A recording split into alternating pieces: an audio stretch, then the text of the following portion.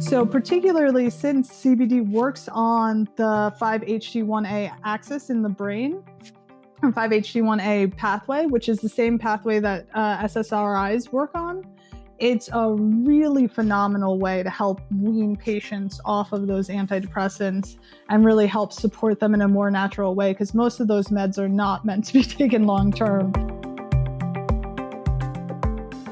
I'm Michael Max, and this is Geological. The problem with plurality is that we have a difficult time seeing our differences as strengths and not threats. And so we miss the opportunity to take what is not similar to us or what we believe and use it as grist for the mill to better our understanding. All too frequently, those differences are used to sharpen the boundaries of us and them, and in turn, distance ourselves further from the ideas that we don't like. It's all too easy to slap a label on those idiots over there and then feel justified in hating them. In typical yin-yang fashion, we need both similarity and difference. Tune in any level of human interaction, and you'll find this dynamic is at play. On one hand, we are biologically driven to seek out someone different from us for reproduction. Biology loves diversity. Fitter beings are born from genetic, and I would venture to say cultural diversity. And yet, at the same time, you don't want to stray too far from the tribe, or there could be repercussions. Nature invites us to be similar enough to fit, and yet different enough to allow for innovation. I see this play out in our profession when we stake out a territory and we call it the true or higher medicine. It's easy to think that our perspective is the best. But the gift of plurality brings the opportunity to use different perspectives to solve a problem. It's easy to lean on a global sense of what's right and wrong, but especially in the practice of medicine, different perspectives point us toward different sets of tools. And as my 8th grade shop teacher used to say, right tool for the right job, boys. And I think he's right. Tools are a kind of magic. We can get attached to our favorites. But I wonder, are you seeing the methods you use as tools or as ideology? Are you attached to results or to some kind of orthodoxy? Can you harvest something of another's knowledge and experience, or are you staunch in your beliefs and need for your perspective to be better, more pure, or more true? Oriental medicine offers us a rich ecosystem of perspectives, more than one way to be helpful, and the opportunity to find out not just more about how medicine works, but more about ourselves as well. In the past few years, CBD has burst onto the scene and is touted as everything from a cure-all for anxiety to a regulatory substance that holds the potential to help in the treatment of a vast array of modern ills. In a moment, we're going to get into a discussion of CBD with Chloe Weber and tease out what acupuncturists need to know about this medicinal. These conversations come to you through the generous support of our sponsors and members. Blue Poppy, your new one-stop shop, has speedy shipping options on everything that you need for your clinic. It's Women's Health Month at Mayway Herbs. Check out their new website for learning resources on helping women with herbal medicine. Are you a creature of habit? How about making a change that helps your patients and the planet with AccuFast needles? And later in the show, raising your fees doesn't have to be a difficult process. Jane has helpful suggestions on making it easy and effective. And finally, have you considered that having a thriving, profitable practice is one of the most healing things that you can do? Julie Bear Don't Walk has, and she can help you do something about it too. Do be sure to visit the sponsors page on the Geological website to take advantage of all the special offers our terrific sponsors have for listeners of the podcast. Picture this. Your clinic is buzzing with patients, and then you realize that you're down to your last box of needles. No need for panic, because Blue Poppy, your one-stop shop for all your acupuncture needs, they ship orders received before 3 p.m. on the same day. With a quick visit to Blue Poppy's website, you can order premium needles, herbal formulas, and that special Dr. Bob's oil that your patients love. Blue Poppy understands practitioners can't keep patients waiting. That's why they strive to get you what you need when you need it. From high-quality Chinese herbs and formulations to acupuncture supplies and clinical essentials, Blue Poppy has served practitioners for nearly 40 years with products that meet the highest of standards. Discover everything Blue Poppy has to offer by visiting www.bluepoppy.com, and don't forget to subscribe to their mailing list for exclusive offers and more. Hi folks, I'm Yvonne Lau, president of Mayway Herbs. May is Women's Health Month, and as a women-owned and women-run business, we especially love how Chinese medicine can support wellness through every stage of a woman's life. So in this month's newsletter and podcast, we're covering topics like PMS, pregnancy, menopause, and osteoporosis. We'll share expert insights and effective treatment strategies you can put to good use in your clinic. Our Plumflower brand line includes herbal tea pills, tablets, extract granules, and organic herbs, all of which you can find on Mayway.com, and where you can also find articles, videos, and other resources to support your practice. Since 1969, Mayway has been a trusted source for high-quality herbal products. In these challenging times, please know that we remain committed to keeping our products accessible and affordable so you can take care of yourself and your patients. As always, thank you for supporting Real Chinese Medicine. Daily habits and routines feel comforting, familiar, easy, automatic. That's the power of repetition. You've worked out the kinks and can do it with your eyes closed. But what if you shook things up? What if you ditched the old routine and tried something new? Hi, I'm John Sten. I've practiced acupuncture for over 30 years, and together with my wife Kelly, we created the world's first eco-friendly acupuncture needle. The AcuFast earth-friendly needle system cuts your packaging waste by 60 to 90%, depending upon your needle type, speeds up your needling, gives you more control, and best of all, while you're healing patients, we plant a tree for every 2 boxes your clinic uses. Thousands of acupuncturists have already made the switch. In just the last year, they've helped plant over 16,000 trees. Since we started, that number has grown to over 50,000. So break the routine. Be the change. Visit AcuFastNeedles.com. Your patients and the planet will thank you. Chloe brings the perspective of a Chinese medicine herbalist as well as that of a concerned mother looking to help her child with a rare neurological condition. I so appreciated this opportunity to take my vast ignorance about CBD and be able to ask some questions and better understand this particular medicinal, its effect on our nervous system, and how we can think about it from the Chinese medicine perspective. All right, friends, let's get into today's conversation on what us acupuncturists need to know about CBD.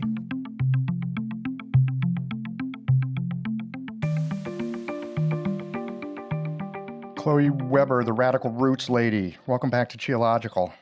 It's my pleasure to be here. Thanks for having me, Michael. It's always so much fun. Hey, today our topic is CBD. Now, CBD, holy smokes. It seems to me that CBD, it's everywhere. Everyone kind of knows about it. It's like a big thing. It seemed to come out of the blue just a few years ago. And when you say CBD these days, everybody kind of like sagely nods their head. How do we know that people know what they're talking about with this CBD stuff? Well, we are learning. Cannabis obviously has been a plant that's been around for millions of years, and so much so that we actually have receptors for it in our body. Research found out about the endocannabinoid system about 20 years ago, 25 years ago. Who was doing that research? Do you know? I do not know offhand, Michael. Though I did read some of it last night, but I don't know where it came from actually. But it was the early 90s, and I can send you a link to one of the research studies. That'd be great. We can put it on the show notes. Totally. But they found that we have different receptors throughout our body, and mainly in the endocannabinoid system, the receptors are CB1 and CB2 receptors. So the CB1 receptors are primarily found throughout the brain and the nervous system, whereas the CB2 receptors are found throughout the rest of the body, and especially within the immune system. So it's pretty cool how these two work together. And we actually make our own endogenous cannabinoids. So those cannabinoids are called anandamide and 2-AG, which is a very long technical term. So we're just going to stick with the 2-AG.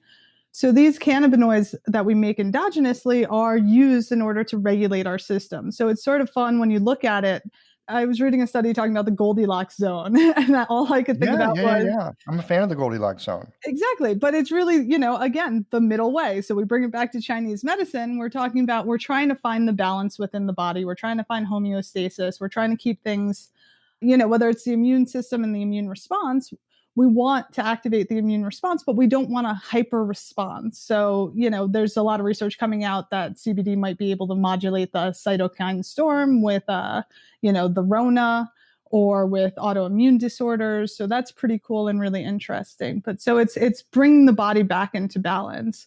So what we're finding with cannabis and with hemp is that these exogenous cannabinoids, which are from plants, are able to activate the CB1 and CB2 receptors in different ways. So THC actually works directly on the CB1 and CB2 receptors, which is why you get the psychotropic effect. Whereas CBD, what it does is it seems to break down this enzyme called the FAAH enzyme, which is involved in breaking down anandamide in the brain. So by breaking down this enzyme, it allows there to be more anandamide in the brain. So you have these other, downstream effects from having the anandamide more available in the brain, in the body, and in the nervous system and in the immune system. So it's pretty interesting. So yes, we're learning what there is. There's lots more research that's coming out, and it's really, really cool and exciting. Although one thing that was pretty disheartening is that I've been doing more research, and a lot of the research that's been coming out has now been on some of the pharmacological derivatives of cannabis. There's a drug called Epilodex by GW Pharma, which is a CBD derivative. It's just an isolate of CBD. And then there's Sativex, which is a nose spray, which is used more for neurological conditions. Well, not that epilepsy is not a neurological condition, but for more like MS and Parkinson's, and that has THC in it also. But so a lot of the research that I saw that's more recent has been focused on these two pharmacological drugs, which we can get into the difference between all of that. Yeah, I want to get into those differences. We're going to do that a little later in the conversation. And of course, it's not surprising that the pharmaceutical industry would try to find the magic molecule. It's their business. It's what they do. They do it pretty well. And then it's patentable, so they can make themselves some money. The thing about the natural medicines, these full spectrum things that we do, whether it's with an herbal decoction or the CBD that you're using, or, just people sitting back and smoking a joint for that matter, is that you're getting this whole like symphony of constituent substances.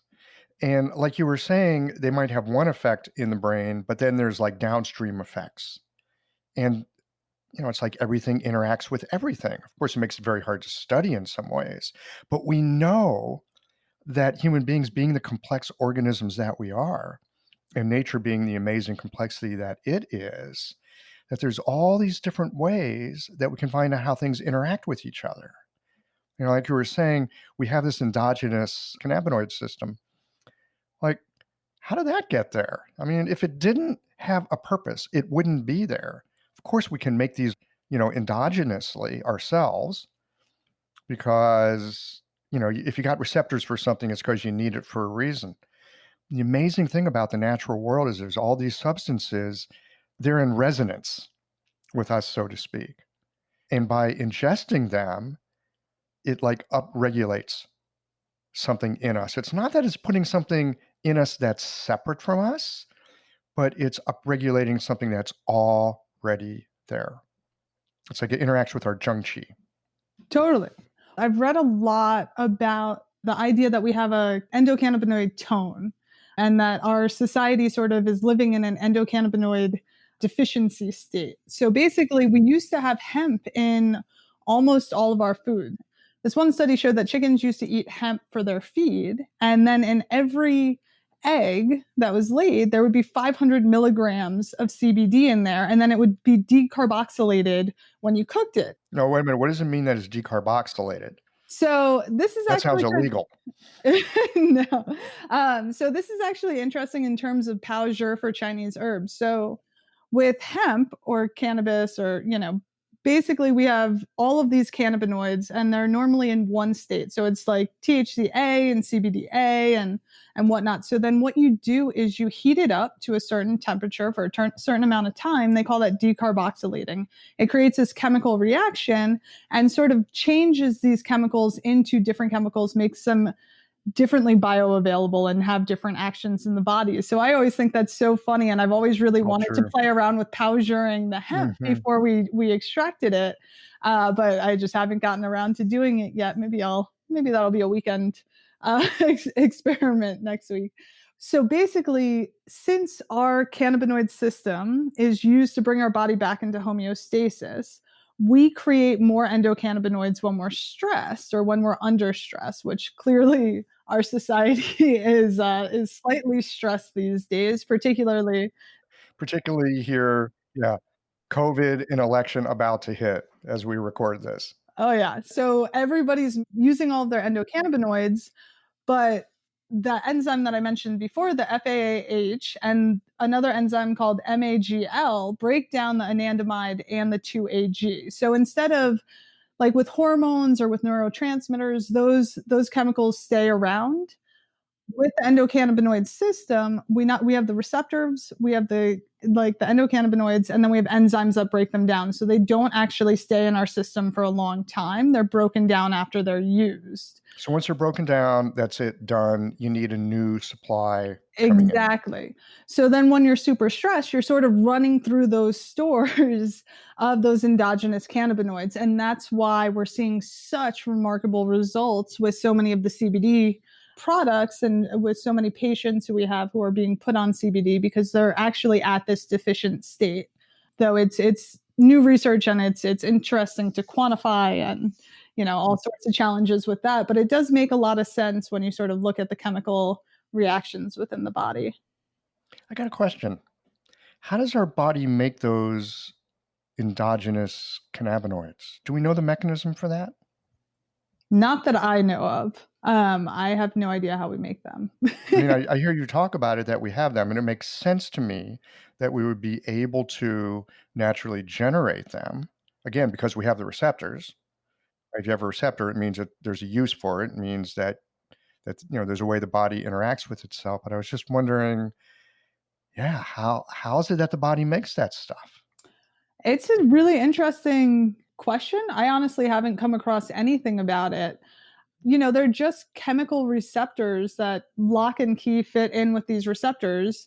So I'm not sure how we make them, but yeah, I don't either. But I was just thinking, if we knew that, I don't know, like, I'm just gonna pull something out of my hat, meditation, right? It's like if you quiet down, you hit a certain kind of nervous tone, all right? Maybe the body secretes things that it can't secrete when your cortisol's high or something. I don't know. I'm just talking off the top of my head here, but so it's a question that I've got. I do know that there are various things that affect the amount of endocannabinoids that we're making and how we're activating the endocannabinoid system. So actually, I don't know if you've had Isla Wolf on your show. No, I don't think so. No, Oh, I haven't. she's awesome. So she does a lot of functional neurology, and she recently did a course on using electrostim at PC6 in order to activate the endocannabinoid system in order to alleviate pain. So that's really interesting and makes a lot of sense in terms of, when we're putting needles in the body, we're sort of calming down the nervous system. And I feel like that sort of thing also allows the endocannabinoid system to sort of get its bearings and like start regulating itself a little bit. I feel like, intuitively, as we're in this go, go, go society, the more that we can slow down. I just heard Wim Hof. I don't know if you know him. He's like the Iceman. The Iceman breathing guy. So he was talking recently on a podcast I was listening to about how his breathing techniques activate the endocannabinoid system. And he didn't go into how or why, and I didn't look into it quite yet, but it would make sense to me, again, that the more we can sort of regulate our nervous systems and tap into that, the more our body has the ability and the chi in order to regulate our systems in that way. And it makes sense that the endocannabinoid system is sort of that bridge. Mm-hmm. Yeah, I can see that. But today we're mostly going to focus on these endogenous ways of getting these substances into our body. And thank goodness we can do it these days. So you live in a state where if you want to smoke dope for recreation, great.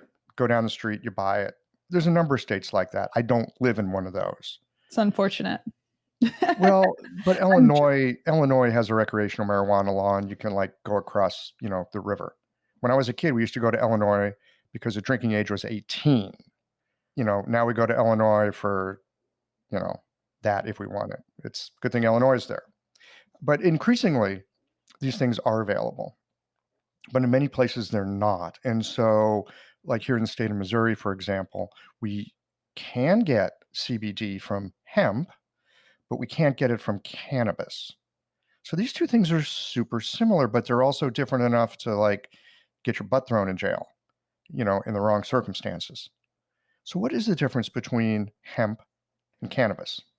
And does the CBD from these two plants differ in any way? No. So the thing with cannabis versus hemp is really just the percentage of THC that's in the plant. So I remember somebody explaining it to me as they're all dogs. Like, it's all the same family of cannabis, but the THC is sort of just bred out. So we're getting rid of the pit bull or whatever, the psychotropic effects. But so hemp is technically and legally classified as hemp as long as it has less than 0.3% THC in it. It's the same plant, it's the same family. It's just one has less THC and more cannabinoids. The other one's going to be bred more for THC. There are different breeding techniques, and it's interesting because Eric Brand, his article on the history of Chinese medicine and cannabis does show that Chinese medicine back in the day was differentiating between the male and the female strains of cannabis, which traditionally, or, when you do growing techniques, the female plants are typically higher in CBD. When they're fertilized by the male plants, their CBD counts go lower and there's more THC, versus the male plants are often higher in THC. And so there are different growing techniques to do it. Males are higher in THC? Yeah, typically males are higher in THC, I believe, and the females are higher in CBD, but there's until they're fertilized. Yeah. Mm-hmm. So it can get sort of tricky. I'm definitely not a farmer. I would kill them all. I've got 2 cats, a dog, and a kid, and I can't keep a damn plant alive for longer than literally a day. So that's definitely not my level of expertise. But it is cool to know that in Chinese medicine, we were looking at all parts of the plant as we would, because that's our expertise. And so we had Ma Bo, which was the marijuana plant, I believe. Ma Fa, which was Ma Hua, which is the flower, and then Ma Fen. Yeah, I think Ma Bo was the CBD, Ma Fen was the marijuana, and then Ma Hua. Ma Hua would be the flower. Ma Hua must have been the marijuana flower. Ma Fen must have been the hemp as like an industrial plant, which we can use for clothes. I wonder if it might have been that would have been Ma Gun maybe for the root. I think it is. Yeah. Well, and then we obviously have Ho Ma Ren for laxative purposes. Yeah, and then there's the seed. So how does the seed play into this CBD world, if it plays at all? So the seed is what we make hemp oil from. So a lot of times it can be really confusing because due to the FDA regulations, CBD companies like Radical Roots, we can't say CBD anywhere on our labels anywhere because there are pharmacological drugs that are being made specifically from CBD. We cannot make supplements around that same constituent. So it's this weird, I wouldn't say loophole, it's potentially discriminatory process in which the government provides preferential treatment to farm companies in order to sort of make more money off of these patents on these things. So we can't say CBD on our bottles because then we can get dinged from the FDA or, confiscated or whatever. So like on all of our bottles, it says 500 milligrams of, complete spectrum cannabinoid rich hemp or some sort of variation of that you're going to see on really high quality hemp products, especially with people who are concerned about getting, their stuff confiscated. If you have a big enough company, a lot of them don't care. but I do care about my products. I do want to keep the company. So when you see hemp oil, a lot of times people think that it's just hemp oil that you're getting to cook with. So, but that's different. So hemp oil that you're cooking with, or hemp oil that you're using topically, say for eczema or for you can use it for acne. That's mainly made from the seed, as far as I know. But I don't think that the seeds are used in terms of the extraction very much whatsoever. We'll leave some of the stems in some of our extraction techniques so that we can get more of the minerals and other phytocannabinoids and stuff out of the stems, but the seeds we don't really use. This is exactly the kind of stuff I want to talk about because, like I said at the very beginning, CBD is a very popular thing these days. You mention it and everybody shakes their head like they know what it is. If you really begin to like scratch below the surface, it's like, well, I actually don't know much about this other than some things that the industry has been telling me. But how do I know I can trust that? Because it's just stuff that I've heard from the industry. Just because it's an industry made by people who, I happen to be in alignment with, why should I trust them any more than any other industry that's, putting out their information? And so I think it's really helpful to have these kind of conversations like you and I are having today where we can really dig into it a bit. Because I think people think they understand a lot when they actually don't. Well, and I also think that as, herbalists and practitioners of traditional Chinese medicine, we are the experts in herbal medicine. I mean, I can't think of any other field that has as much herbal training as we do. So when people are taking these plants and taking these herbs, we are the people that should be leading this revolution, because it is a plant that's really phenomenal. It's really helpful. It's really versatile and really, really incredibly safe. But there are circumstances in which it's not safe, and there are ways to potentiate it. There are ways to, downregulate it, and there are ways to do it responsibly. And I think that that's part of what I hope to do is in terms of helping other herbalists realize, not only the power of this plant, but the ways that it can help your patients and the ways that it can also harm them. So I'm really happy that we're having this conversation too. Yeah. Well, speaking of contraindications, again, I don't hear too many out there in any of I was going to say literature, but again, most of the literature is advertising. So, what are some of the possible downsides of CBD? Where would you not use it? Where do you want to be cautious in using it?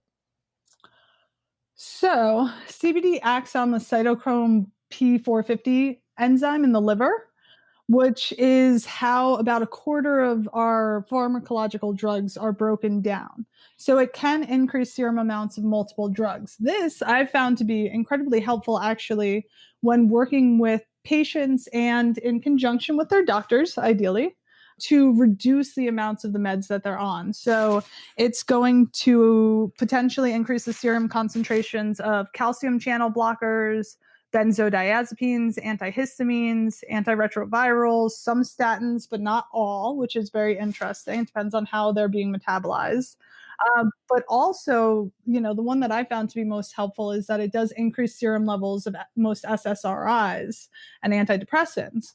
So particularly since CBD works on the 5-HT1A axis in the brain, 5-HT1A pathway, which is the same pathway that SSRIs work on, it's a really phenomenal way to help wean patients off of those antidepressants and really help support them in a more natural way, because most of those meds are not meant to be taken long term, and we all know many people are on them not only long term but are on multiple variations of them.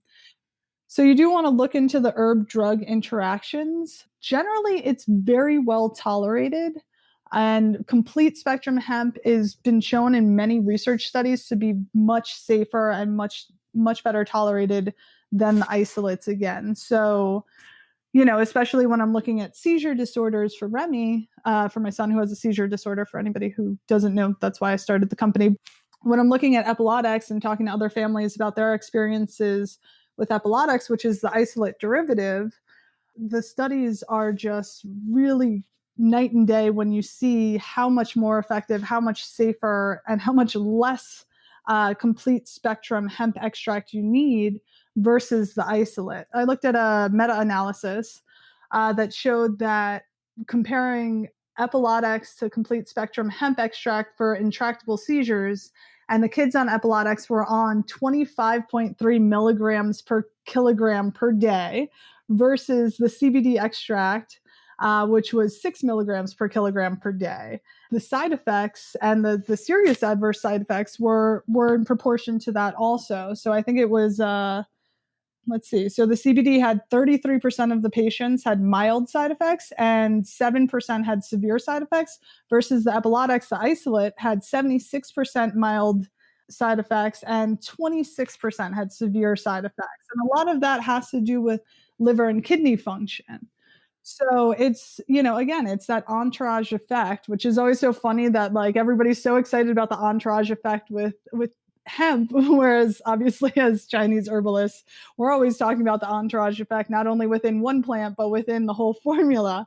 It's really, the whole is so much safer and so much more effective than the parts. And that's being shown in a lot of research, although apparently, some people don't care.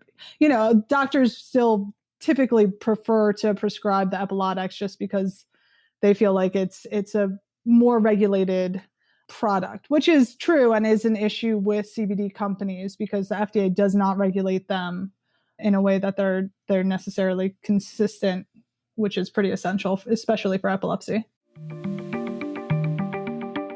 This episode is brought to you by Jane, the clinic management software that honestly just makes running a practice easier.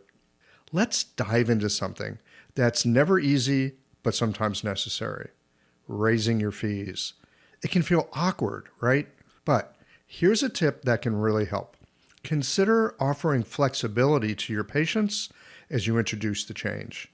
When patients face new fees, it's natural for them to feel uncertain or concerned. That's where flexibility can really make a difference. Offering options like a phased increase, suggesting a payment plan, or even taking a moment to talk things through can help to ease the transition. These thoughtful gestures show your patients that you're listening and care about them, which strengthens the trust you've worked so hard to build. If you're looking for more ideas on how to navigate these kinds of changes, head to frontdesk.jane.app and check out the article, How to Tell Clients You're Raising Your Fees. One last thing, if you're ready to give Jane a try, you can use the code CHEOLOGICAL for a 1-month grace period on your new Jane account. Yes, well, especially for something like epilepsy or other very severe conditions, this really raises the point as well of how do you know that you're getting a good product, that you're getting a good, clean product? How do you know? I think every company says ours is the best. We got high potency. I mean, everyone. I don't think anyone's going to say, well, we kind of cut some corners, but we're going to sell it to you for half the price. So you want that, right? No one sells their stuff that way, right? Everybody says, I've got this great product, it's high quality. So a couple questions. Number one, how do you know what high quality is? How can you actually assess a company and know that it's high quality? And the second is, there are different methods of extraction. I suspect they all have their pluses and their minuses. So could you speak to us a bit about how the CBD is taken from the plant, the different methods, the things that, maybe are more natural or more safe, and the things that might be, maybe have some issues and what to watch for? In terms of extraction, there are a couple of different main ways that you're going to find CBD. So CO2 extraction is one of the most popular ones out there. So that's using carbon dioxide, which is a liquid gas, and it extracts it only extracts the nonpolar chemicals. So it's not water soluble. And that technique is it's very clean. It's very efficient. You get a high cannabinoid count. They get really consistent results from doing the CO2 extraction, and it's very clean. So that's used very commonly, and a lot of people tout that as sort of the gold standard. And that's for the fat soluble. That's for the lipids. Yeah, that's where you're getting the lipids. But unfortunately, you're not getting the water soluble, so you're not getting all of the aspects of the plant, and some of the terpenes are lost in there. And so it's really, that's really unfortunate. Although they're clean products. They're typically well regulated. It's a very expensive process. So, there are people who are investing a good amount of money into their product line. Although, again, I think I saw a study that said that about 70%, if not more, of CBD products on the market are white labeled. So at this point, there's just a bunch of really big companies that are just mass producing a bunch of CBD and selling it out. And, I remember even when I was starting Radical Roots, I had so many people just be like, just get it from here and slap your label on it. You'll be good. And I was like, no, the whole point is like, I want to see the dirt. Like, I want to know the farmer. I want to be a part of every step of this. You're an herbalist. Yeah, I'm a big nerd and a little crazy. But yeah, so then the other extraction, so ethanol is also another common one. And that does get both the polar and the nonpolar aspects of the hemp out. So that can be really, really effective and really beneficial. But you've got to make sure that you're working with somebody who's doing it very cleanly so that there are no residual solvents at the end. Radical Roots, we take a different technique and we use an alchemical spagyric extraction, which isn't used by many. Wait a minute. Say that again. I missed that word. Alchemical spagyric extraction. How do you say it again? Spagyric. Spagyeric. Okay. Alchemical spagyric. All right. Now you got my attention. What the heck is that? It's used actually in Germany a decent amount. I had a couple of my teachers would talk about it for herbal extractions back in the day when I was in school. But basically, I have this brilliant chemist physicist who lives up in the mountains in Colorado. And so with spagyric extractions, it's the spiritual but also alchemical technique. So they take the herbs and they tincture it in organic grape ethanol. So we're extracting all of what they consider the spirits, but basically the polar and the nonpolar aspects of the plant into this alcohol. Then they take the plant and then they burn the plants for 6 to 8 hours. From the ashes, he uses water to reconstitute all the salts and minerals and puts it back into the tincture. And so when you put the salts and minerals back into the tincture, spiritually, it's combining the body and the soul back together to create sort of this perfect magical herbal remedy. But also there are these crazy chemical reactions. So you can watch it when it's happening. It's really cool. You see all these it starts bubbling and boiling. And to me, since hemp is such a mineral rich plant, it's really, really essential to me to have the minerals in there as cofactors in order to potentiate the actions of the hemp. Because as an herbalist, I really feel like, those minerals wouldn't be there if they weren't a part of the healing properties, especially with a plant with such a long and beautiful tradition of healing. So I love the spagyric extraction. I'm obviously biased, but I'm really, really proud of our products. And, as an herbalist who's tried 20 to 30 other brands, I really definitely stand behind ours. But there are I'd like to shout out Stacy Donaldson is another practitioner, a really brilliant herbalist, and she's in Longmont, and she has Good Life Botanicals, which is a really wonderful topical product. I think she combined forces with Mark Bryson, I forget his name, who has the Evil Bone Water, and they did a collaboration. Oh, Evil Bone Water. I need to get that guy on the show. Yeah, he's a riot. But yeah, so there are other practitioners out there who are doing some really, really great stuff. And, other companies that I really like are Haley's Hope and Palmetto Harmony, CW. But so the extraction's one thing that's important to look at. The other main thing that you always want to look at is that the company is transparent when it comes to their certificates of analysis. So with hemp, as I was saying, since it's a mineral dense plant, hemp is a super accumulator. So it pulls up toxins from the earth. I was wondering about that. Yeah. Right. As I was listening to you talk about this fantastic alchemical, I still can't pronounce the word, but I'll learn it later, process, I was thinking, okay, you're extracting some very important constituents. I could see them being, okay, you got the polar, non-polar, they're going to be very bioavailable, but now you're bringing in this other piece. If that thing grew up like by the side of a road versus like out in some really clean area, you're probably getting all that stuff from the highway. All of it. Yeah. It's terrifying. I mean, that's my main fear with the mass-produced CBD, is that it's not being tested, and many people are taking this as, sort of a self-medication, a last resort, or for neurological conditions. And adding heavy metals, adding glyphosate, adding all of that stuff is really just going to compound the issue. And a lot of, CBD is not a cheap supplement. And if it is cheap, it's probably not worth buying. If it's cheap, you probably want to give it a pass. But it's not a cheap supplement, and a lot of these patients are really desperately looking for help and support. And so the idea of them getting further chemicals to pollute their system makes me very concerned. But so we can basically every time that you make a CBD product, you have to get some testing done. So I have to prove, I have to make sure that there's, in our bottles that have 500 milligrams of hemp, I have to prove that there's 500 milligrams of hemp or within 5% or 10% of that number. My extractor is very OCD, so he makes sure that it's within Excellent. a very, very small margin of that. He's always like way beyond any expectations. And then you also have to show that the THC is less than 0.3%. Is it 0.3 or 0.03? Yeah, it's less than 0.3%. So it's less than 0.3%. Okay, that's what I was thinking. Hey, maybe my math brain's better than I thought it was. Boom. Anyway, so it's a very, very tiny amount. It's a very tiny amount. Oh, so we have to do the test to make sure we don't have too much THC in there. Otherwise, we obviously can't do that.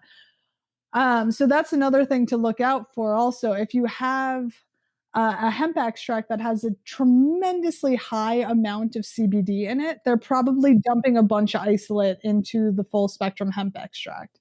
So if they're saying it's full spectrum, it's probably like partially full spectrum and then a bunch of CBD isolate on top of that, because that's going to make it really cheap. And you can really say, like, I have 1,500 milligrams of CBD. Yes.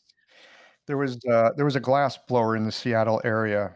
They actually did very, very, very well for themselves after Mount St. Helens blew up, because they put a little bit of they put some Mount St. Helens ash in their glass, and then they sold it as, ooh, this is made from Mount St. Helens ash. Well, the ash from Mount St. Helens made really ugly glass. So they put in just like a tiny little, like just enough to say it was in there, right?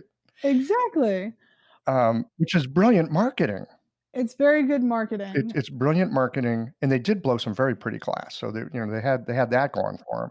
But back to your thing here. So there's full spectrum and there's isolate. Isolate is where they're just pulling out. It's just CBD. Just the CBD, and then the full spectrum is where they're like tincturing the entire plant. Yes, exactly. So there's CBD and THC are two of, it's unclear, but somewhere around 115 different cannabinoids that are in the plant. So, along with the terpenes, which are sort of the essential oils that are in the plant, that gives it all that smell, and the variation in the effects. So, there's significant variation in the effects of the different types of plants. And a lot of that has to do with the terpene profile of each plant.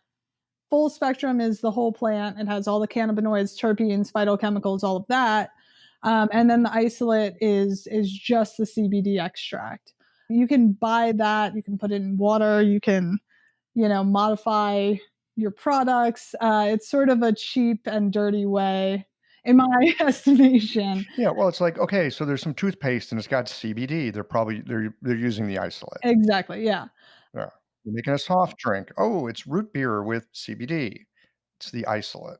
Dude, I went to a CBD convention in New York like last year, and I was A, super daunted by how much money all these companies had, because people are just pounding money into CBD, and then B, so disturbed by the products. They had like CBD slushies, and I'm like, so you're putting in CBD into this like literally like bright blue slushy filled with sugar and pretending that this is a health tonic? Like, it's absolutely insane. Humans are funny, aren't they? Oh my God. The marketing thing, it's very hard for me to comprehend. Actually, I'm not sure it's the marketing thing that's hard to comprehend.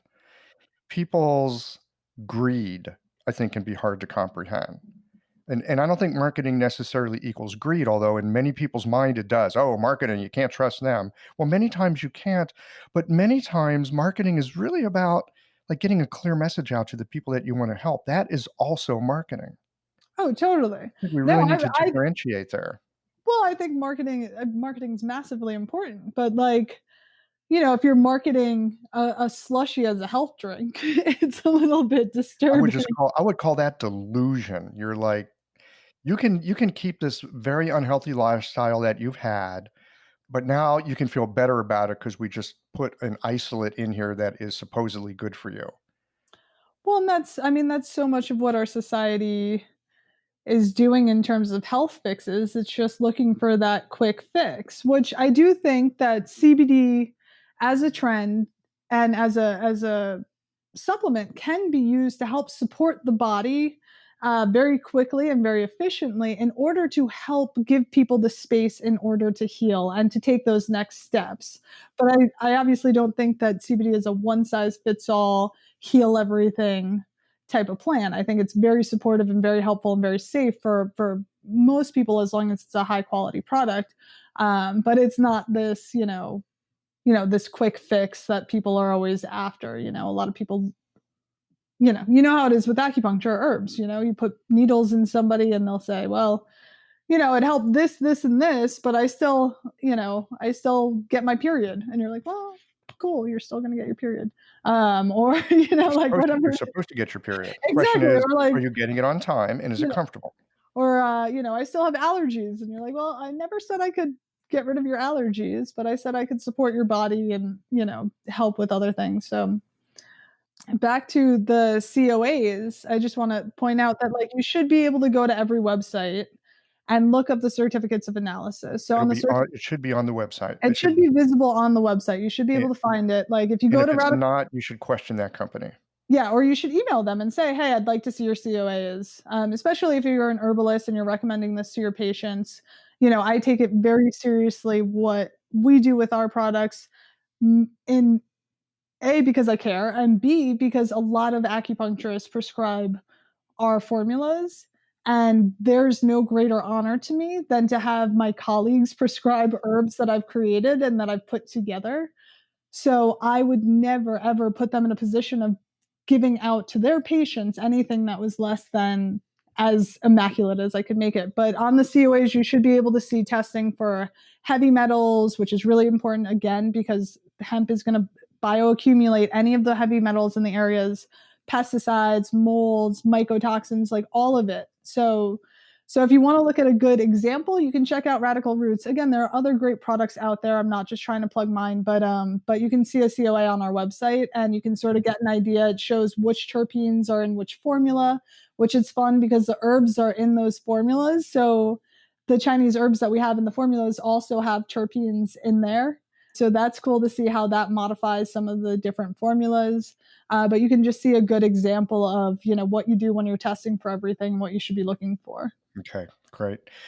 Terpenes. I've heard this term. Isn't that where like a lot of the sort of fragrance comes from, almost like that perfumey aspect? Mm-hmm. Certain plants really have it in them, other plants not so much. Obviously, cannabis, it's incredibly fragrant.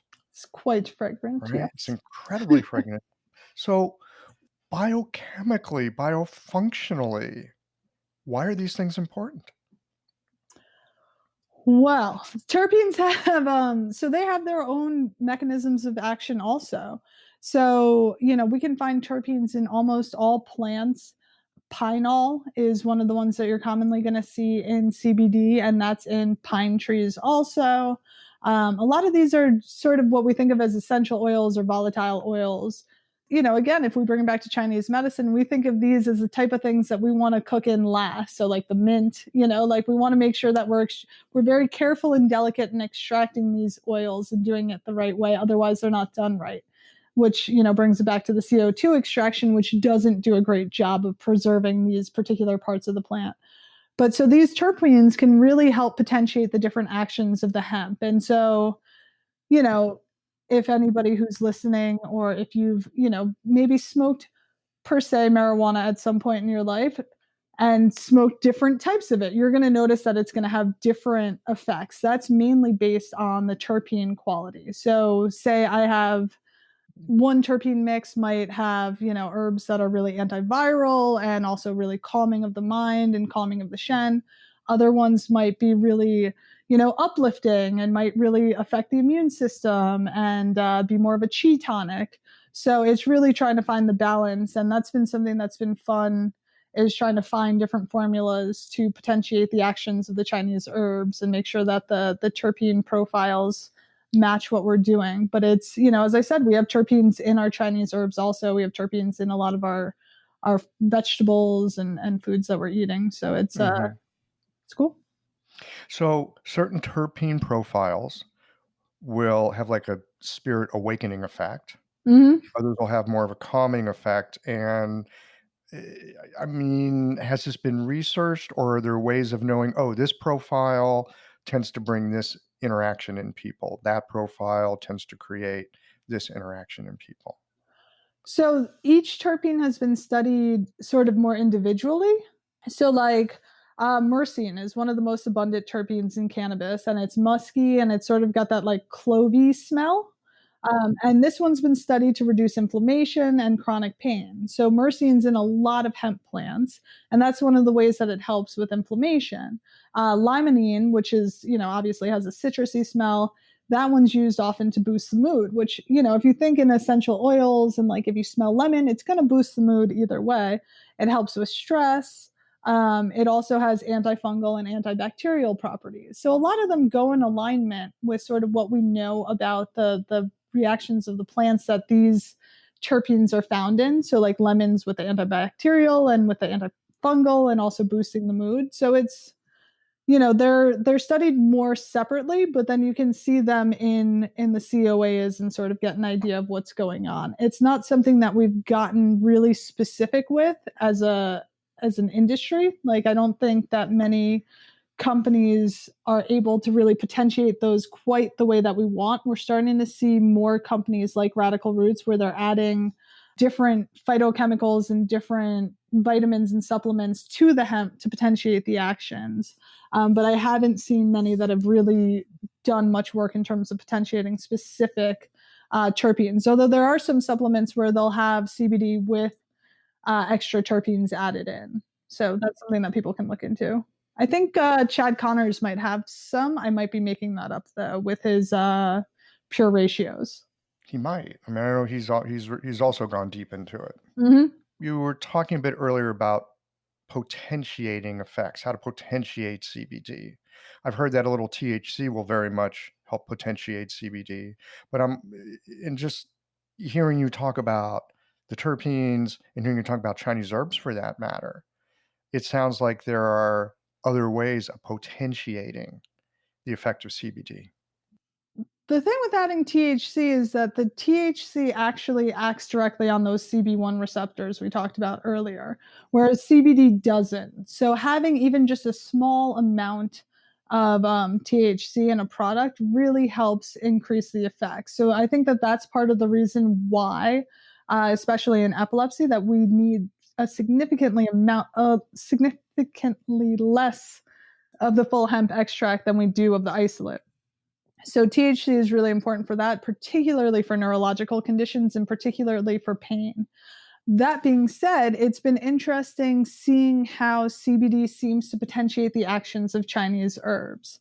So it's unclear sort of what the mechanism of action of that is. I mean, obviously, we like to use herbs as a polypharmacy. We're using herbs together to potentiate the actions of one another and balance them all out. So We don't know anything except polypharmacy. Exactly. So we love using these together. But what I found clinically and what a lot of these other practitioners who are going pretty deep into the hemp medicine world have been saying and have been finding is that even just a small amount of CBD is able to strongly potentiate the actions of CBD, sometimes, 2 to 3-fold from what we typically see with our herbal patients just on straight Chinese herbal formulas. So it's unclear whether, through activating the endocannabinoid system, we're able to metabolize the herbs in a different way. Possibly it's increasing the serum levels of the herbs for longer through its activation of the liver enzymes, or it's, to me, how I sort of personally envision it, whether this is true or not,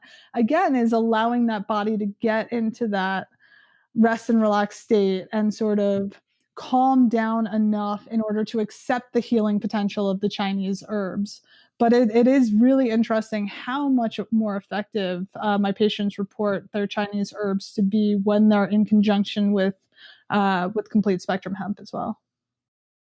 I find this with acupuncture. You just said the words calm down enough to accept the healing effect.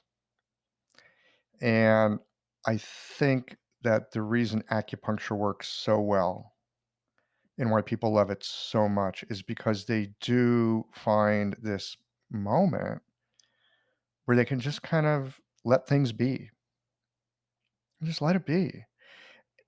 I think the body responds. I think there are things in us that can come forth when we're in that state that cannot come forth when we're not in that state. It's not that we can't do it, but you need to be in a certain frame of mind.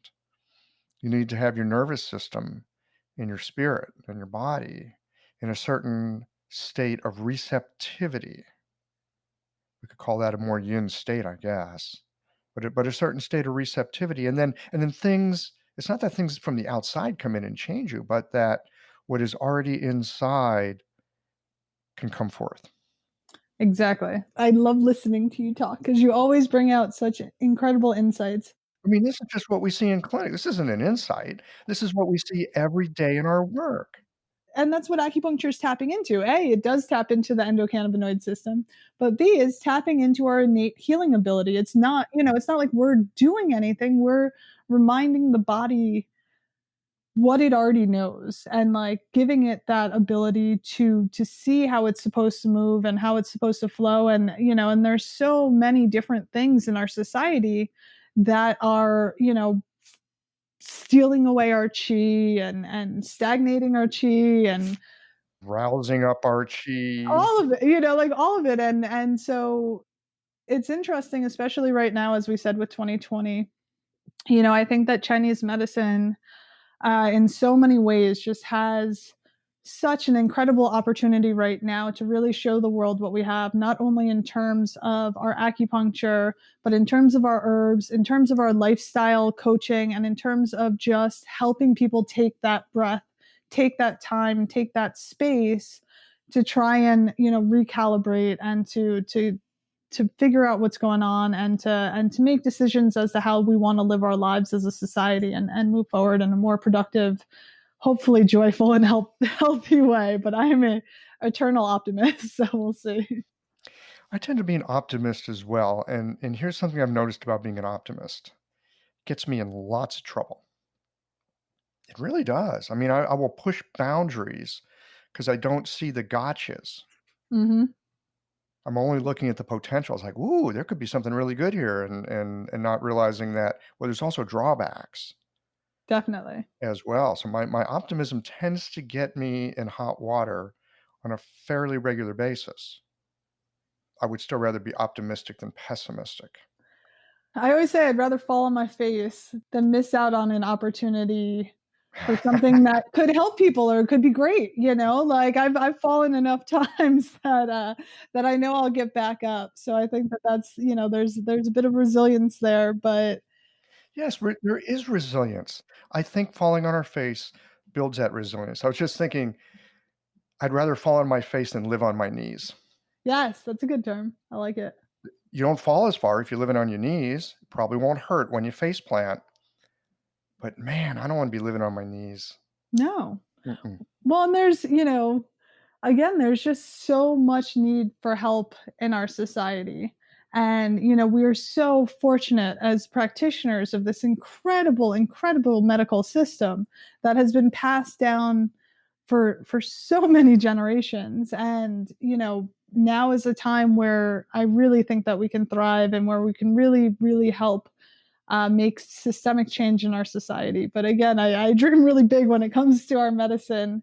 And, I always hope that other people will as well. I was just wondering if every generation is looking to make systemic change.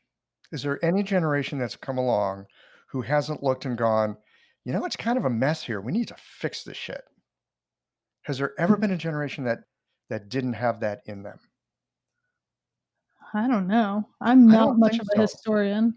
I'm not much of a historian, but it seems like, I mean, if you just look at history, it's a constant like, well, we don't like what's going on. We're going to try to do something better. Now, a lot of times those things don't work out so well, No. but that impulse to, I'm not satisfied with the world. I want to see it be different. I suspect that drives a lot of us.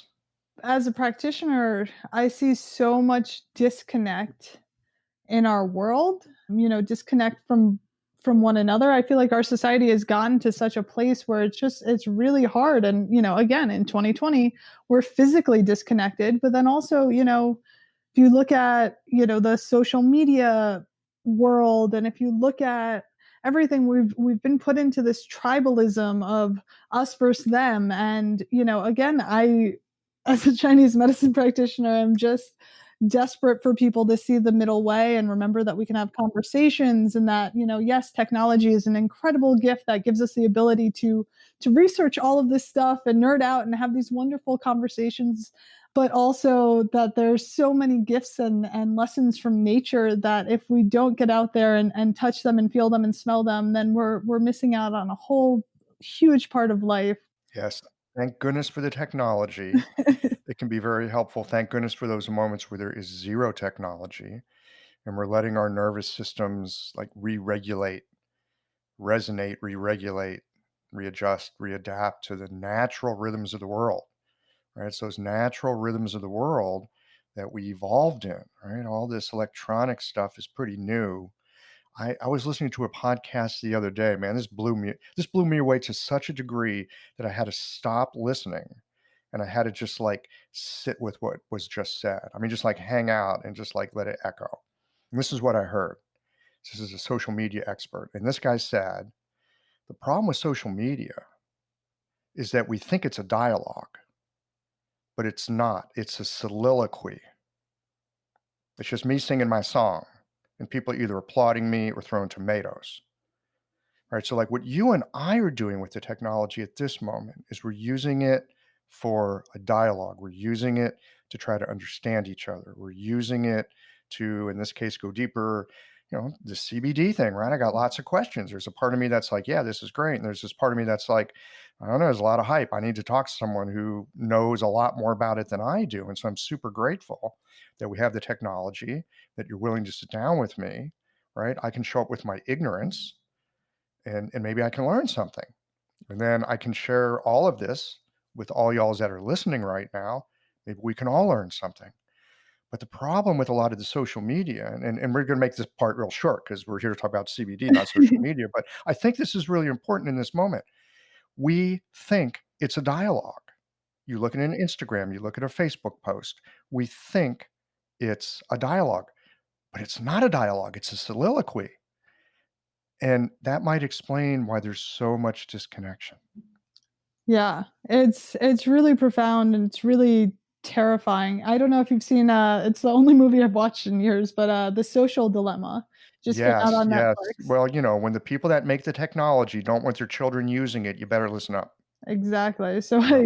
I like immediately like blocked all my Facebook. I actually deleted my email from my phone. So I can only access my email on my computer now, so that I just don't have that urge to like pick it up and check my email, because I was like, I run a small business. I do it all by myself, and like so it's always, did somebody, need anything? Like that, like check my email, check my email, check my email, and I was just like, I can delete this. Like, that is an option, and I'm gonna do it. It's been like a week or two, and It's really so far so powerful. good. Yeah. Okay, I'm gonna check back with you in a month or so. Yeah, do. That sounds brilliant. I mean, I hear you say it and I go, "Oh." It was amazing. What's been amazing for you? Well, just like I'll leave my phone somewhere and I just leave it there. I don't feel like it has to be right next to me. I don't have to like, that's my compulsion more than the social media, is just checking the email. Do I need to respond to somebody? And it's like, no, you don't need to hear a response within 5 minutes. I can check my email plenty.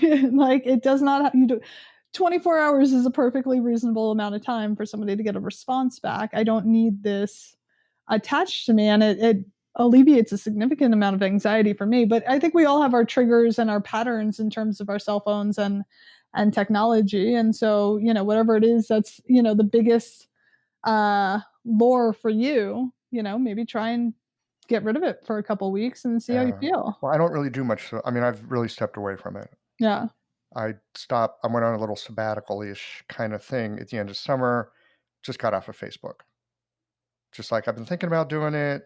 Didn't feel really good. I got tired of being blamed for mansplaining. I'm like, you know what? I'm just going to put it down.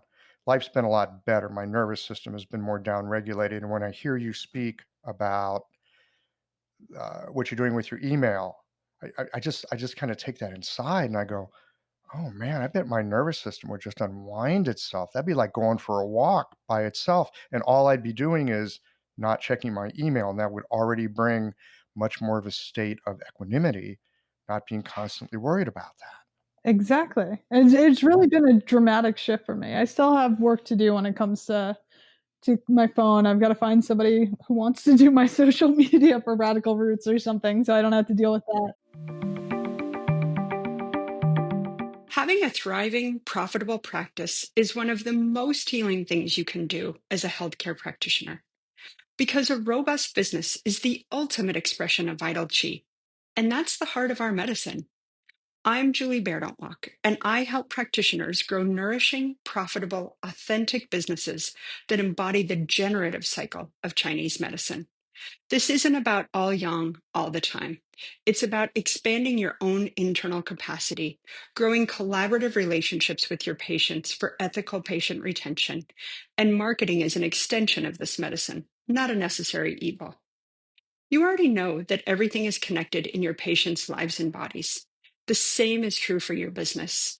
When we align your systems, your schedule, your pricing, and your offerings with you, we create flow, which means more spaciousness, more impact, and more joy. When you are in the flow, fully resourced in terms of chi, time, and money, your business becomes a source of healing, not just for your patients, but for you. Let's grow something rooted, radiant, and real. Visit lifeflowconsulting.com to learn more. There's someone listening right now who's probably going to call you. They're going Please to go, do I'll be it. happy to do her social media. I'll give you all the CBD. There you go. Well, we were talking earlier. I asked you the question, which is still a question, which is, how our body naturally produces these substances. And you were like, well, I'm not really sure. We're kind of noodling on it. Maybe it's not about what we do, it's what we don't do. And it sounds like when we can help to like downregulate the anxiety, downregulate the nervous system, we know that good stuff comes out of that. We have more patience, we have more love, we sleep better, we're kinder to the people around us. It's easier to listen to other people. We're not, in this super hyper aroused state. And CBD can help, herbs can help, acupuncture can help. But wow, I'm just thinking about like not having email on my phone as a therapeutic intervention. I'm going to try it. Try it. I'm going to do it. I'm It doing it. literally, like, I thought of it on the phone with one of my friends, and I was like, I can do this. And then I just deleted it like immediately after getting off the phone. It's been 2 weeks, I think, and I don't think I'm putting it back on. That joy and the regulation and the connectivity, like so much of that. So anandamide, one of the endogenous cannabinoids, is known as the bliss molecule. So, you can sort of just think of it as, that's one of the chemicals that's really helping us find that joy, find that balance. And then when you're stressed out, you're just pulling that and sucking it up and breaking it down through this FAH enzyme. So that's why CBD can be so helpful. And that's why sometimes you need more than other times. So, if I'm super stressed, I'll take more CBD. Or, if I know I'm not going to sleep well, I'll take a ton before bed. Like if I know that I have a podcast or something that I'm recording the next day and that I'm nervous about, then I'll take a ton of CBD. But if, I'm actually out playing in nature and getting to enjoy life in ways that are unfortunately much more rare than I wish, then, I'm making enough endogenous cannabinoids and, my system's not pulling them and breaking them down as quickly because I'm not stressed out, and I think that, again, our connection with nature is really helpful for that. And I think that the connection to whole plant medicine is, again, something that a lot of people's nervous systems and a lot of people are really responding to when it comes to really high quality cannabis products, because you're really getting back to nature with these products when they're extracted well and when the plants are grown really lovingly and they're done in a really beautiful way. Mm-hmm. Now, you have, we're not plugging your product line, although you got a great product line. I will say I that. do. One of the things I really love about what you're doing is that you're doing this. First of all, you're doing this fantastic alchemical thing with the CBD by itself, but you're also bringing in Chinese herbal formulas. So for those of us that are like herbal geeks, and we're thinking of like, well, I got this patient. They're like they're wound up. I want to give them some Tianwan Bushindan because I know that's going to chill them out, and they're kind of yin deficient, and they kind of got that flush in the afternoon because they got all that heat going up. I mean, could I like give them their herbs in their granulated form and give them a bottle of CBD and say, squirt this many squirts into your herbs and work that way? And then the next follow-up piece of that is, what are some of the formulations that you think seem to work particularly synergistically with the CBD? Yes, you can totally. And that was something that I was trying to figure out for a long time, was whether or not we could do a complete spectrum granule, but we haven't figured out how to do that yet. But you can take your granules or your raw herbs and put the complete spectrum oil in there. And potentially, if you wanted to blend that up like bulletproof coffee, it's going to enhance mitochondrial function and improve easy water, structured water in your mitochondria, which is an interesting byproduct. But that's a whole different topic. But yeah, you can totally add the complete spectrum hemp to the herbal formulas that you want. And obviously, like I love herbs. To me, raw custom herbs done the traditional way is my go-to. I still, I have a ton of raw herbs in my house and I'm constantly cooking them up. So I wanted to have the complete spectrum to make sure that people had that option. And that does seem to really potentiate the actions also. So just be aware of that and know that you might have to do lower doses of the herbs. So maybe start your patients on half the amount of Chinese herbs that you normally would and see how they respond to that. As far as potentiating formulas, so it's interesting how much research is coming out on CBD. And we might want to do another show where we sort of break down a bunch of the different research and how it's working on different parts of the body. But, the main things that CBD is sold for and that people are looking for it for are stress and anxiety, obviously. It has many ways in which it affects that, including regulating the vagus nerve, again, the SSRI, the 5-HT1A pathway in the brain. So that works really great with both Xiaoyaosan in terms of helping move that liver qi and calm the brain, since Xiaoyaosan has, anxiolytic and neuroprotectant properties. So I really love that with CBD. Swanzhou Rentong, putting those together for a sleep tonic, obviously super beautiful, really complementary. Even a good guipi, since CBD has a lot of actions in terms of supporting the gut as well. So that's a really nice one because it's getting the spleen and the heart, which CBD goes to both the spleen and the heart and the liver. Pain is another thing that people use CBD quite a lot for, especially neuropathic pain. So anything that's going to be a really strong blood mover. So maybe like Shui Fujiu Tang. Mm-hmm. And there's more research coming out. I haven't looked into it yet, but I was reading about it yesterday. There's some more research coming out on CBD and its effects on the heart. So I think that that's going to be something that's going to be coming out really soon also. You could do like Danshen with some CBD, just a little doyao there. Exactly.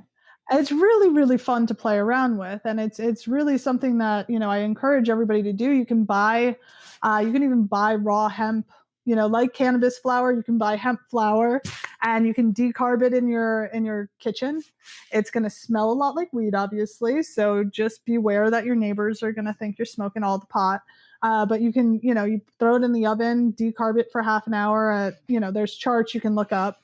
I'll send them to you for the show notes or whatever, but you can buy it, You can do it and you can extract it in your slow cooker. That's what I used to do before we started the company. I'd throw it in my slow cooker with Remy's herbs, see what happened. It's really fun to play around with. How did you start this company? Well, I was fooling around in my kitchen. Dude, and I was in like a massive apartment complex in Brooklyn, and I was like, oh my God, these people just think I'm the biggest pothead in the world. I'm like, it's hemp, whatever.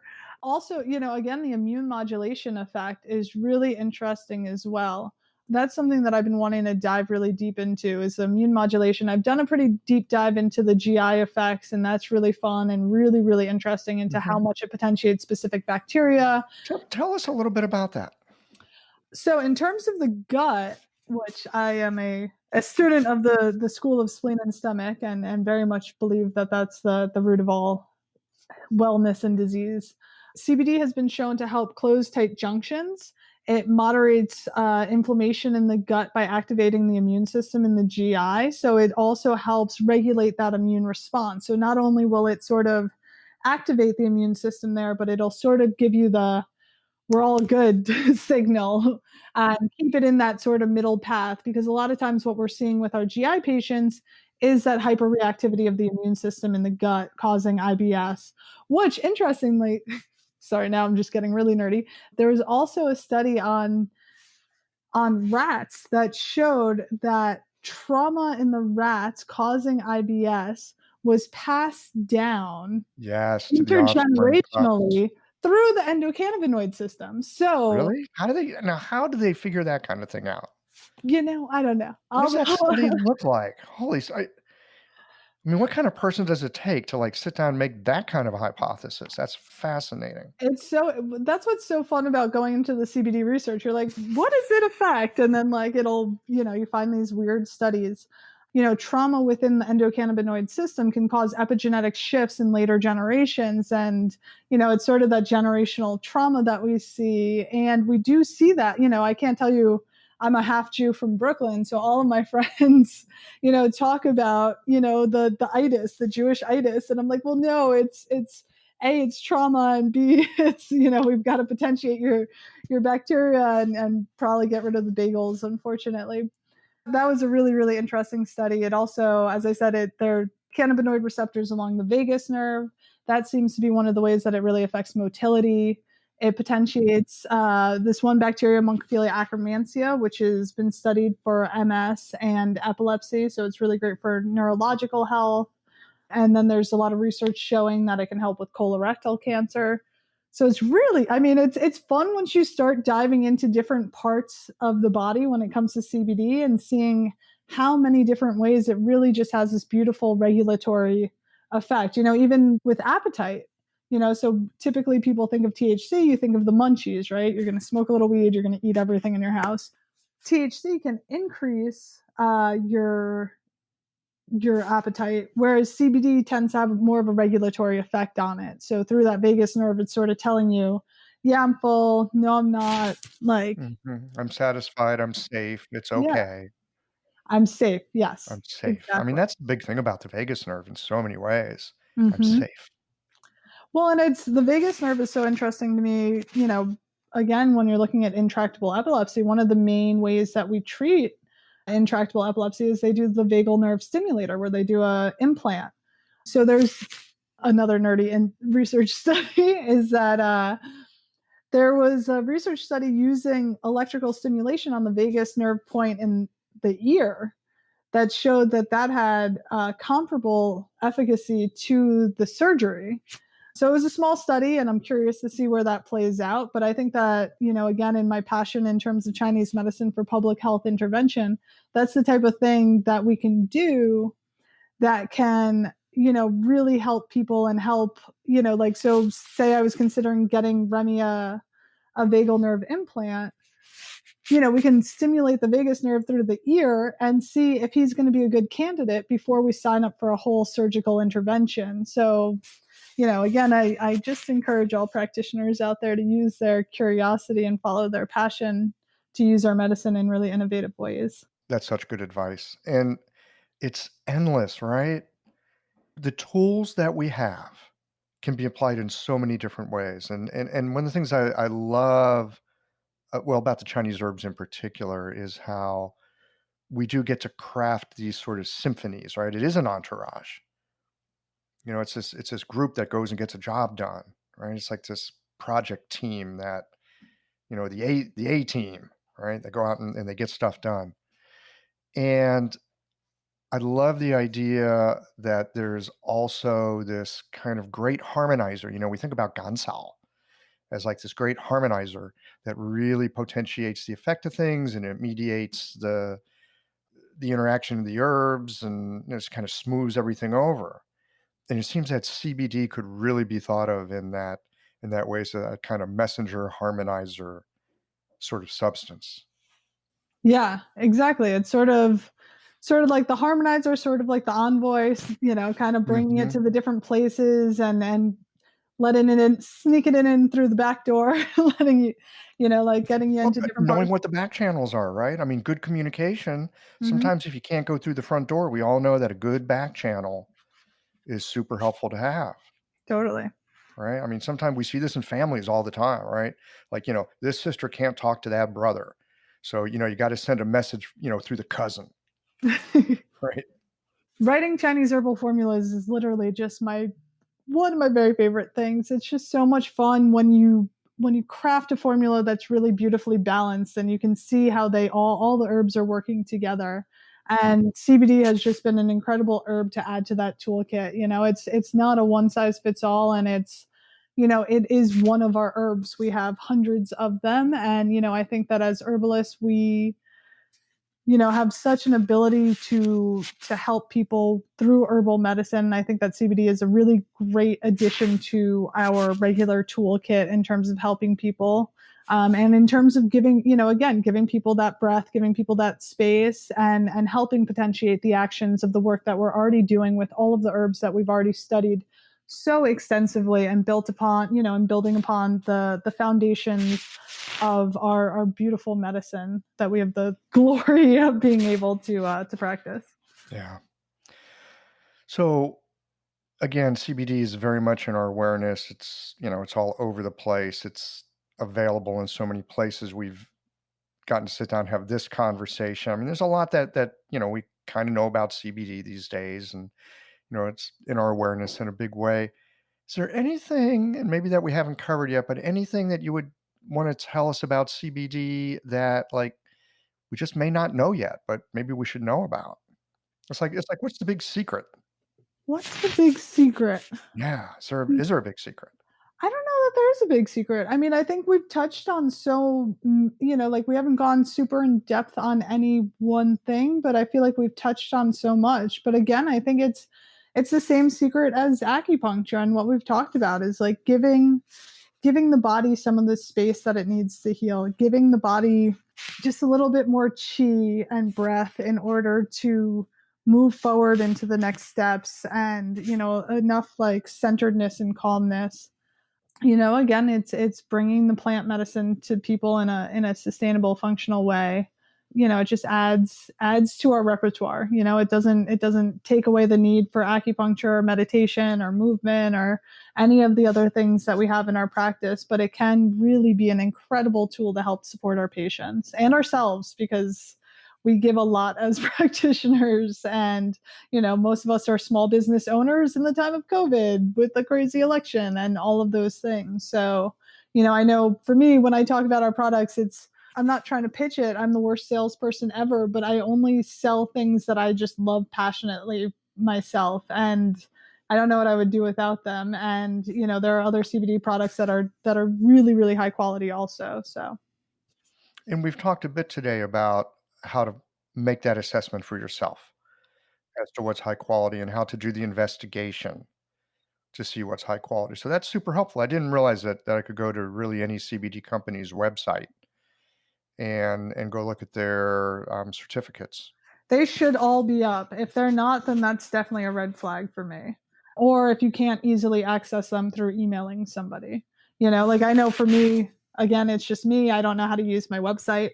So like we test every single batch that goes through. So sometimes I won't upload the like latest batch, and somebody will email and be like, I got this batch and it's, expires this date. Like, do you have the COAs for that exact lot number? And I'll be like, sure. and I'll just email it to them. But but they're always up on the website otherwise. That's really helpful to know that there is that kind of transparency out there. And if you're not finding that transparency, then, keep looking for a different supplier. Definitely. Well, and it's definitely a tricky field. I mean, there are a lot of people, again, there's a lot of money in the industry. It's kind of the wild, wild west right now, isn't it? It is. And the regulations are really difficult because on some hands, in some ways there's no regulations. In other ways, there's a lot of regulations. There's really no regulations as to what we put out there. There's just regulations about what we say. So like, even with my products on my website, you'll see like, rest and relax, like may sort of, like it's like with Chinese medicine, may sort of kind of ish treat the symptoms of such and such. Like you can't say anything, you can't make any claims, you can't make anything even close to a claim whatsoever. There's that regulation. But in terms of like what the quality of the products are, the only regulation is, do they have, X amount, like, are they within range of the amount of cannabinoids that they claim they are on the bottle? That's the only real regulation. And I don't know there's nobody testing that. I mean, maybe if somebody were to call you up and like, send you in, somebody might come and test that. But for the most part, it's not tested by anybody that I'm aware of. So the industry is self-regulated at this point. The industry is self-regulated. So and maybe they're true to what they're saying. Maybe they're not. Now, the certificate of authenticity, is that what it's called? Analysis, sorry. Certificate of analysis. Will that also tell you the amount of CBD within a certain amount of material? Yeah. It does. Okay. Mm-hmm. All right. Yeah, it shows you the amount of CBD and the amount of THC. And then it should break down that ratio to you so you can be able to see how much. There's definitely reason to consider using higher THC products for certain conditions, specifically neurological conditions, specifically pain. One clinical note for some of the practitioners out there is, if you are in a state where marijuana is legal and your patients are having these issues, you can advise them to get a bottle of THC tincture. They can create ratios, you can create ratios on your own. So THC really helps potentiate the actions when it comes to pain and neurological conditions. So that way, like, sometimes I'll put, a THC tincture into some of our complete spectrum, or if people have really insidious insomnia, put some of it into our rest and relax and really potentiate that, make sure that they're going to get higher quality sleep. So you can play around with that. Yeah. And this raises the question for me, I barely have my toe in the water with this. But I've heard that there's 2 strains of cannabis, right? So you've got your indica, you got your sativa, and they have really, really different effects, right? So like for pain, you would probably use one more than the other, but I can't remember which one it is. How does that work? Can you give us kind of a breakdown? The cannabis team versus sativa team? The way that it was explained to me, which I will never forget, is indica is in the couch. So indica is they call it couch lock, which I cannot smoke an indica at all. I have far too much work to do. I get super anxious. For a lot of people with anxiety. Wait a minute. It makes you anxious? Yeah, well, I do. Indica makes you anxious. I have a lot going on. So like, for me to like sit down and not be able to really like function for a couple hours cognitively is not much of an option for me. So then I get more anxious. But from a lot of people with anxiety, that doesn't chill you out. It actually makes things worse. For me, it does. Yeah. Okay. I have an indica tincture that I might take if I know I'm not going to be able, like if I'm having a hard time sleeping, I might add that in with one of my other formulas. But sativa is more of a head high, SAT. So use your head to take the SATs. So that one's more like more energetic, more activity, so you can sort of get things done. So that's more functional typically. But so depending on your level of anxiety, what that source of anxiety is coming from, normally one is better for you than the other, or you can get a hybrid, which is a combination of both, where you sort of fall somewhere in the middle. You are speaking so Chinese medicine-y about this. I really appreciate it, because one of the things I've heard was like, okay, if you need like mellow out, need to sleep. Indica is really good for that. If you like that buzzy kind of head thing, sativa for that. But what I'm hearing you say, and this really, really makes sense to me, what kind of anxiety do you have? Well, I get a lot of things done and I like to get things done and I feel like I'm behind. And my anxiety comes from I've got these things to do, I haven't done them. If I take something that prevents me from doing my work, is that going to help me or make me worse? I bet it would make me worse too. I bet my anxiety would go through the ceiling with that. Whereas if I've got something that gives me a little energy boost, it's like, a little cup of coffee kind of thing. I'm like good to go. I can roll with that. Exactly. Yeah, it's very interesting and like as you play with cannabis medicine, whether it's hemp or THC, it's a very individualized medicine. Some people really just need a very little bit, some people need a lot more, and then there's normally a bell-shaped curve of efficacy. So, you sort of get to a place where things are really good and then sometimes more is not better. More is usually not better. I mean, we're back to the Goldilocks effect. Exactly, yeah. You know, The I middle tell my way. I tell my patients all the time, right? Because 'Cause they're always like, "Hey, I feel terrible today. Load me up with needles." I'm like, "No, no, no, no, no." And I remind my patients, right? I'm like, "Well, you remember as a kid reading that, the great treatise on enoughness, right? You remember reading the great book of enoughness when you were a kid, right? And in fact, your parents read it to you, didn't they?" Right? And people look at me like, "What the hell are you talking about, Michael Max?" Goldilocks and the 3 Bears. The great treatise on enoughness, right? The Goldilocks zone. It's really true. Too much, not helpful. Too little, not helpful. What's helpful? What you need when you need it. Mhm. That's what's helpful. That's why Chinese medicine is so amazing, right? Not just the methods that we have and the herbs that we use, but the perspective that we have of looking and being able to see what do they need and just that and nothing more. Well, and what's at the heart of it? Like, where is And what's at this the heart coming of from? it? Yes. Like, do you just need a hug? Like, I have some patients that, like, I was just like, "Yo, you just need a friend. Like, you wanna get a cup of coffee? Like, it's okay," like, You just need a friend. Wouldn't that be great? It's like, I'm not prescribing you herbs. I'm prescribing you take your friend out for coffee twice a week. it's true. I mean, like, and that's one of the great things that we learn is, like, how to see, sort of what people need and but not just from a physiological standpoint, but from the whole mind, body, spirit aspect of it, and that's what makes our medicine so unique is that we can really see where people are deficient no matter what that looks like or where people are excess, and try and work to bring that harmony back together. So well spoken. I really appreciate that perspective. So now I'm looking at sativa. Now I'm looking at indica and realizing I need to bring my Chinese medicine eyes and my Chinese medicine heart to it. It's you Yeah, you're gonna like it. Great. I'll send you some edibles. Yeah. Okay. I'll be waiting by the mailbox. Chloe, anything else to share with us about this vast topic before we wind it down for today? Not much on CBD.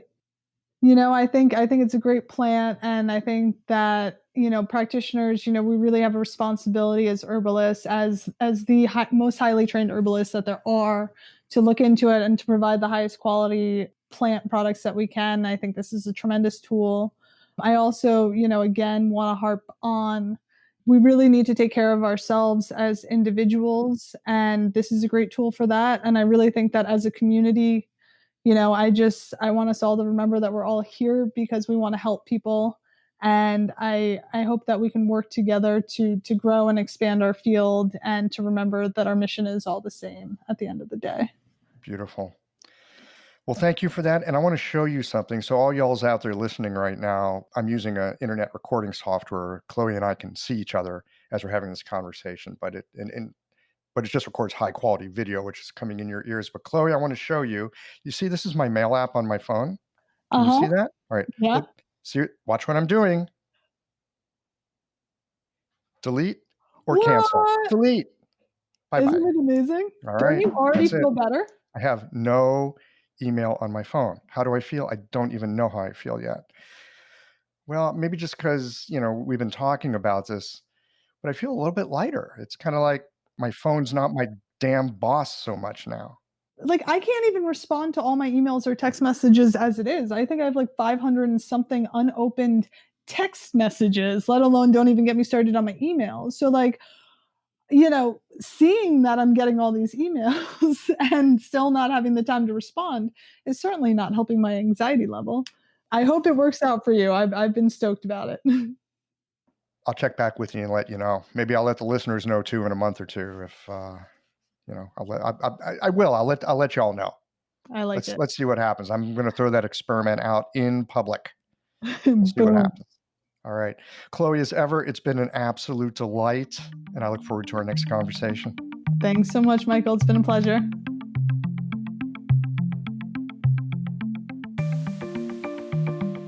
Wow, there is a lot that I got from this conversation with Chloe.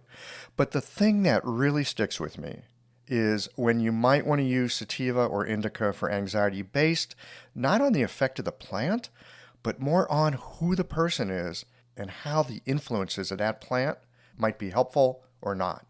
It reminds me again, in answering the question of is some herb helpful or not, we need to attend first to the questions of for whom and when.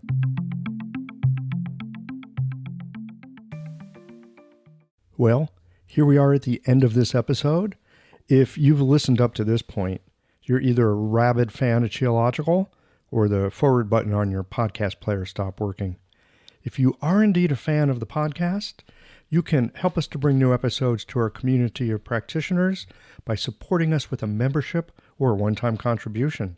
Details, of course, are on the website. That's it for today, friends. Join us again next Tuesday for another thoughtful episode of Qiological.